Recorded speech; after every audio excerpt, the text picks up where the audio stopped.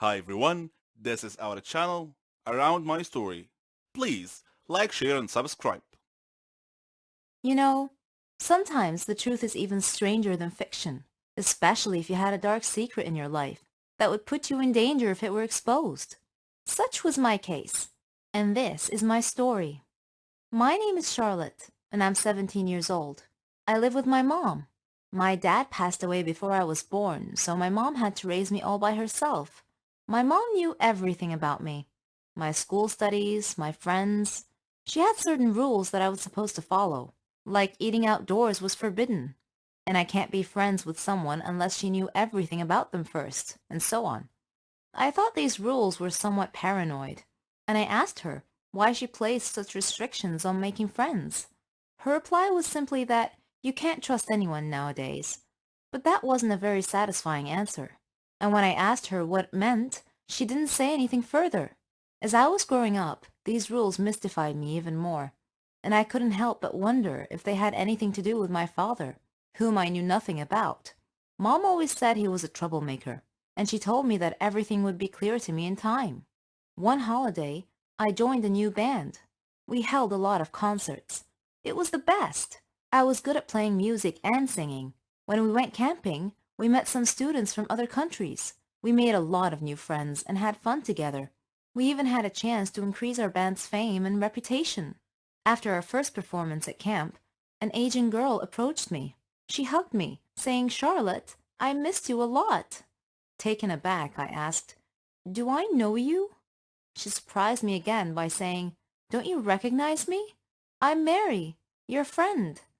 I smiled and replied, "You must be mistaken. I don't know you." After insisting that she was indeed my friend, she excused herself and ran back to join her friends. Weird. Though, now that I think about it, I have often had an eerie feeling that someone was watching me wherever I went. I tried to shake off this feeling many occasions, but I never could. I would just tell myself that it must be my imagination. That night, we all went into the jungle. It was a jungle tour. It was very dark, and I got separated from the group and found myself alone, surrounded by trees. I called out to my friends, but no one heard me. Suddenly, I bumped into someone, a girl it seemed, and I apologized. When I turned around to look at her, I was shocked to see, well, myself, or my double. It was as if I was looking in a mirror. "Who are you?" I asked. "I'm Charlotte," she replied simply. "That's impossible. I'm Charlotte," I said assertively. "Are you with us here at the campsite?" "Yes," she said. I asked her which way back to the campsite. She pointed in one direction and we headed back. As we were walking, her phone rang. It was her father. He was worried about her and was just making sure she was okay.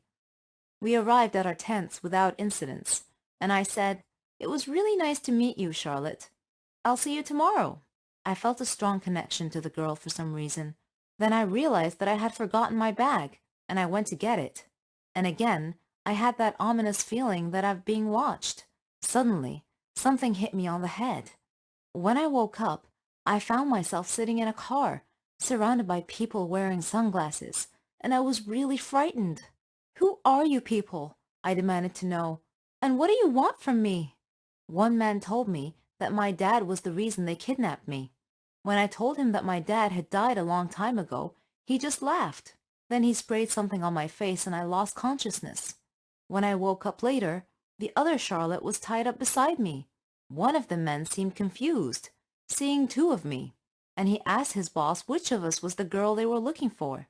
Suddenly, I heard someone shout, "Freeze! Don't move!" The police had come. They came out from the tree line. Surrounding the car, they arrested the men. Then they untied us both. Someone appeared looking very worried. The other Charlotte started coming too, and asked where she was and what was going on. Then she saw her dad, and she ran to him. Her dad then looked at me and asked for my name and my mother's name. When I told him, he said he knew who I was, and said to send his regards to my mom, and to tell her that he was still keeping her secret. Then he gave me a medal and hugged me, saying that he wasn't sure if we would ever meet again. I was still staring at him, looking confused. So he smiled and he asked me where my father was. And I told him. that my father was dead. And then he said that that was their agreement.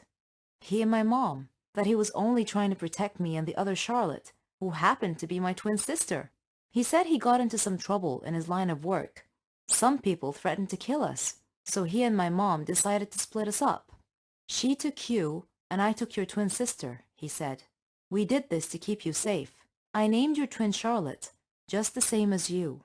I was still feeling a bit overwhelmed at this point. This was preposterous. I couldn't believe it.